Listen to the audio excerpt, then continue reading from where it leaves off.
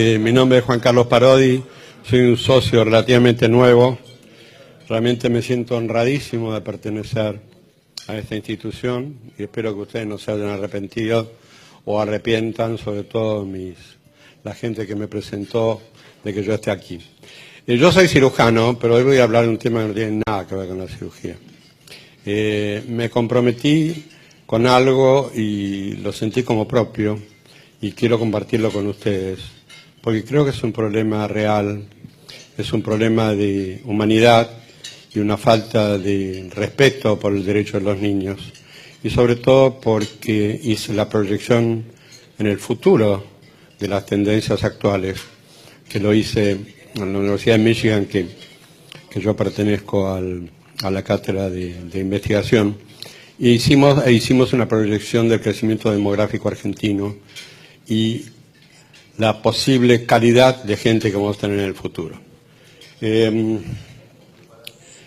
Bueno, no vamos a hablar de lo que es la pobreza. La información la recogí de organismos nacionales e internacionales. Leí mucho de las mejores fuentes, sobre todo el efecto de varios factores sobre la capacidad cognitiva de los pobres. Y lo más importante, hice un trabajo en terreno que los quiero compartir con ustedes. Hoy sabemos que aproximadamente 30% de los argentinos son pobres, pero el 50% de los niños menores de 14 años son pobres. En los asentamientos el 73,9% de ellos lo son. ¿Qué significa esta cifra? Aunque ustedes no sean matemáticos, yo tengo 3 hermanos ingenieros y siempre me gustan las matemáticas, ustedes pueden ver muy fácilmente que si el 30 son pobres y el 50 de los niños, quiere decir que el crecimiento demográfico es una cosa que no es regular y que el crecimiento se hace a expensas de los pobres. Roberto Kachanowski estaba dando una charla y tomé una foto de uno de sus diapositivos que viene muy al caso. Él estaba mostrando qué pasó con las pensiones a madres con más de 7 hijos a través del tiempo, y demostró que una cosa realmente calamitosa, que cuanto más planes había más hijos y más pobreza. Las familias pobres tienen un promedio de 4,3 hijos por pareja y los no pobres 2 por pareja. Si ustedes hacen una simple progresión geométrica con estos números, en 3 generaciones los pobres generan 79,5 personas, casi 80, y los no pobres 16. Es decir, que el crecimiento de los pobres es 5 veces más que los no pobres. Una generación, los asentamientos, recuerden que es solamente de 16 años. Quiere decir que 3 generaciones es poco tiempo. Los invito a que hagan la progresión de esto con los datos que le voy a dar. En la década del 90 tuve la ocasión de trabajar en Imperial College en Londres para enseñar una técnica quirúrgica que desarrollamos en el país. Y los londinenses me decían, estamos preocupados, pues nosotros tenemos una cultura milenaria, tenemos una religión, la anglicana, estamos muy preocupados por lo que está ocurriendo con el crecimiento demográfico de las familias musulmanas, que de ninguna manera habían juicios sobre lo bueno o lo malo que es la religión y son muy abiertos en ese sentido, debo confesarles, pero dijeron, no es nuestra cultura. Pero en poco tiempo, en el 2016, en la elección de Londres, directa, no indirecta, salió Sadiq Khan, que fue el primer musulmán mayor de Londres.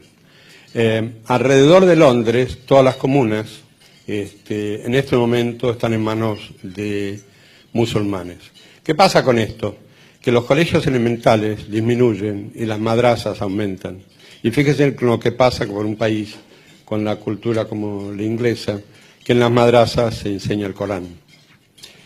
Bueno, esto es la proyección de los que pasaba en los 90, y en esto me quiero dedicar yo a decirles a ustedes qué nos va a pasar a nosotros si no hacemos algo.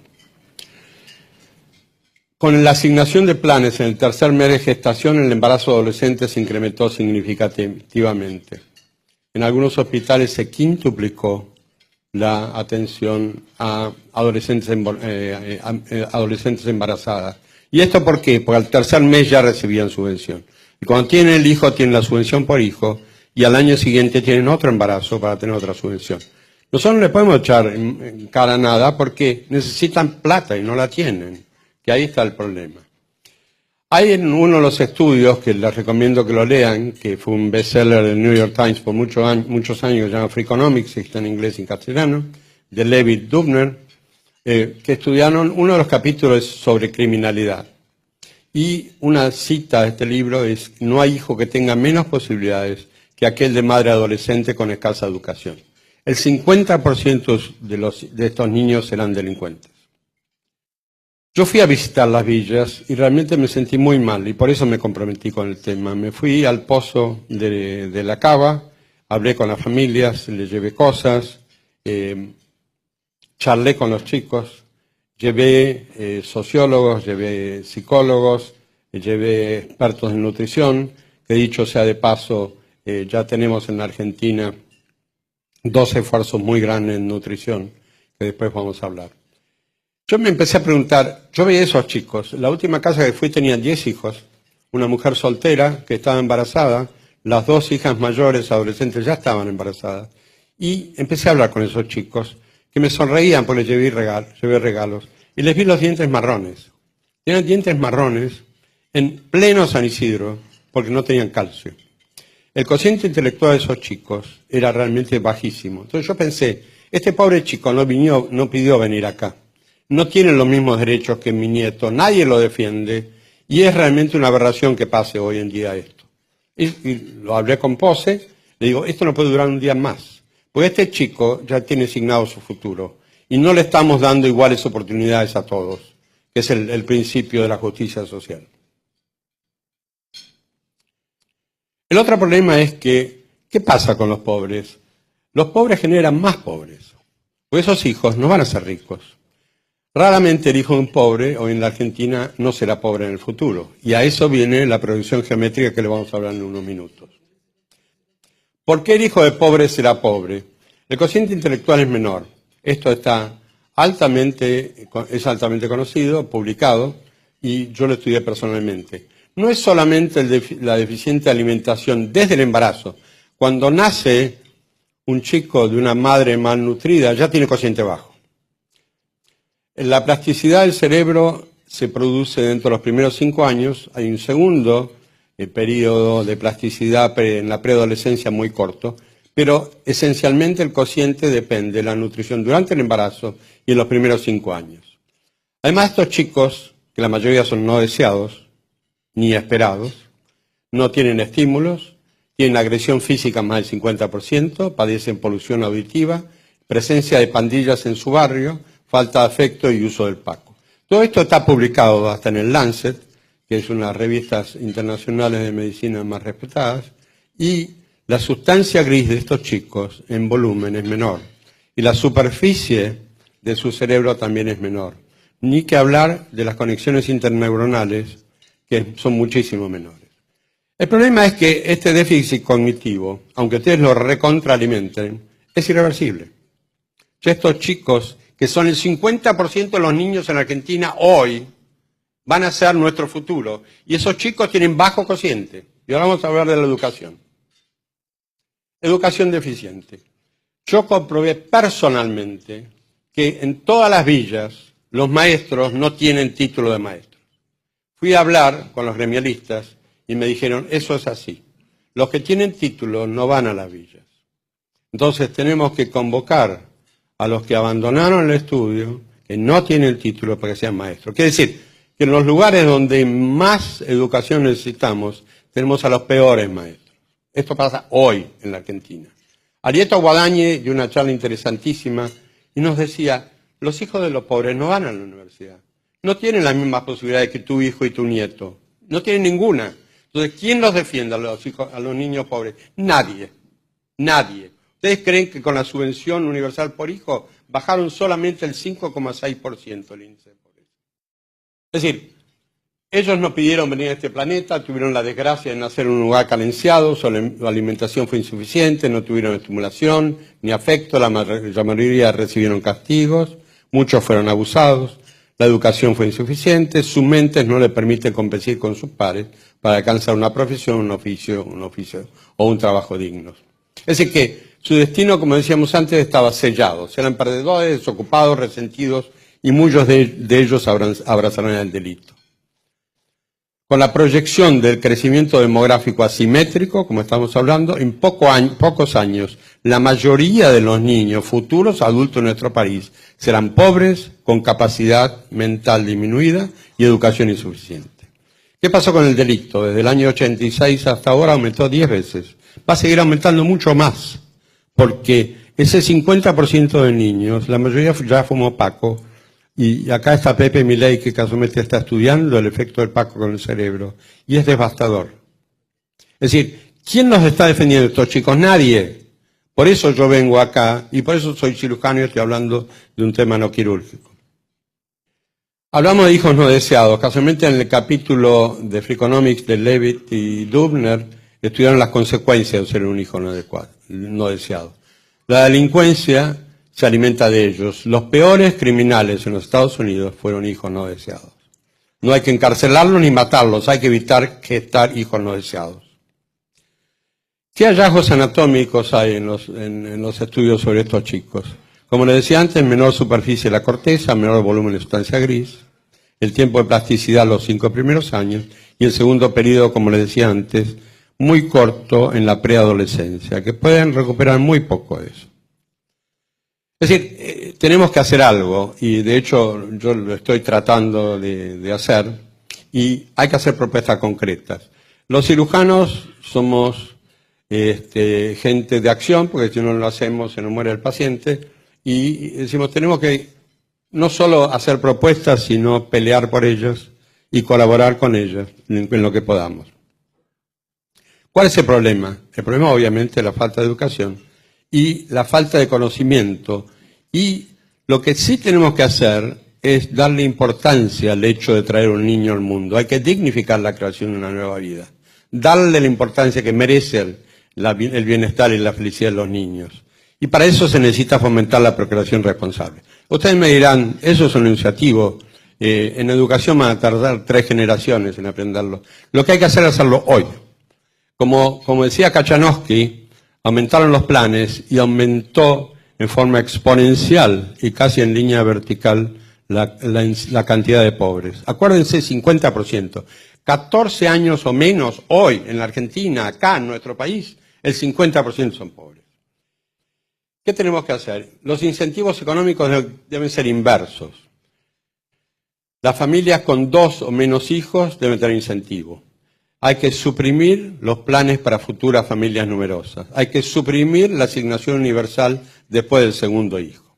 ¿Qué pasó en China? Ustedes habrán leído por años las hambrunas, que morían más de 10 millones, 20 millones, 30 millones. China, entre otras cosas, con los cambios económicos que hicieron, se hicieron capitalistas, etcétera, etcétera, pero dijeron, cada familia en la ciudad, un hijo. En el campo, 2 hijos. ¿Saben cuál es el índice de pobreza de China hoy? 3%. Nosotros tenemos 30%. Como les decía, la educación y alimentación a la que más necesita. Abadi y Margarita Barrientos realmente son 2 próceres argentinos que están trabajando en esto. El problema es que yo le digo a Abadi está bárbaro lo que hace, pero no alcanzan los recursos para alimentarlos. Están creciendo en forma exponencial y no vamos a poder cubrir con recursos la alimentación adecuada y la educación adecuada de estos chicos. Entonces, ¿le estamos dando iguales oportunidades a todos? No. Somos injustos, no hay justicia social, y esto es el peor pecado nuestro. No le estamos dando oportunidades a esos chicos. No nos interesa que tengan 10 hijos, una mujer ignorante, no nos interesa qué está pasando con esos chicos. Hay que convencer a los padres, como yo traté, que no hay vivencia más enriquecedora que ver a sus hijos felices, con capacidad de progresar y tener éxito. Convencer a todos que la pobreza es carencia, no virtud. Y esto es un tema que tuvo una discusión muy importante, porque yo creo que esto es una verdad absoluta. Hay que terminar con la pobreza. No hay que pensar que la pobreza es una virtud. Una cosa es ser austero, no darse lujos mientras haya carentes, y otra cosa es hacer de la pobreza una virtud, cosa que no lo es. que es realmente una desgracia. Por otro lado, la Argentina tiene los mayores recursos naturales per cápita del mundo, seguramente ustedes lo sabían. Sarmiento terminó con los analfabetos, el primer país del mundo, pero en la economía mundial predominan los servicios. Y si bien tenemos gente capacitada, no tenemos estructura para competir. La participación de la agricultura en el comercio mundial, que nosotros nos sentimos muy fuertes, es del 3%. Tenemos millones de argentinos extranjeros con jubilaciones sin haber hecho aportes, planes y jubilaciones para todos, mientras que los niños del noroeste se mueren de hambre. Tenemos la carga impositiva, por otro lado, más alta del mundo. Es decir, este camino evidentemente no promueve el progreso, sino el oprimir a los que más producen. La Universidad de La Plata tiene un tercio, y eso lo vi yo personalmente, un tercio de alumnos extranjeros que estudian gratuitamente. Somos buenos, sí, pero lo que pasa es que no somos ricos. Tenemos chicos muriéndose de hambre en el norte y le estamos regalando estudios a gente con capacidad de pago y no pagan nada. La tercera parte de los estudiantes de La Plata son extranjeros. Y en Buenos Aires el número es más o menos similar. La maternidad Sardá que visité tiene el 80% de la cama de maternidad ocupada por bolivianas. Se atienden gratis y vienen en tour, que eso lo vi yo también. En ómnibus, se atienden gratis, como si nos sobrara la plata. Vayan ustedes a Bolivia a atenderse, no sé si alguien fue. No los van a atender si no pagan. No van a hacerlos entrar a una escuela si no pagan. Y acá se los regalamos, cuando en realidad se nos están muriendo los chicos. Entonces somos tontos y cobardes. Yo lo creo fervientemente.